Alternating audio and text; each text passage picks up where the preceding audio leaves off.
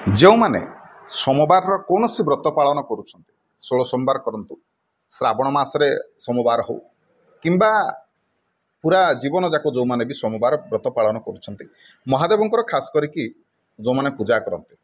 एमानक बढ़िया उपायटी आपण माने करंतु जदि संभव होउची ताहले महादेवंकर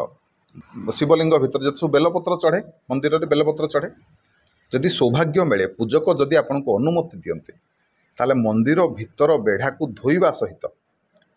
शिवलिंग रे पड़िथिबा बेलपत्र को जदि आपण माने बाहर करंती सफा करंती ताहले जानती एटा केते बड़ पुण्यर कथा। प्रथमतः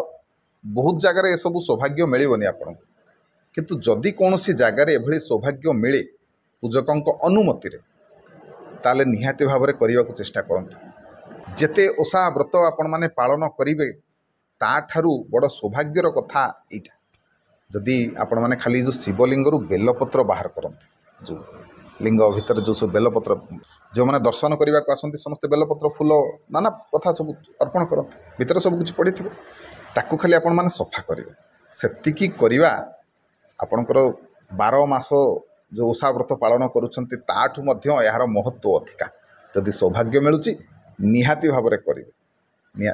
वीडियो भल लगिले वीडियो को समस्त को शेयर करेंगे लाइक करेंगे चैनल को सब्सक्राइब करने को अनुरोध रही। जय जगन्नाथ जय शिव शंकर।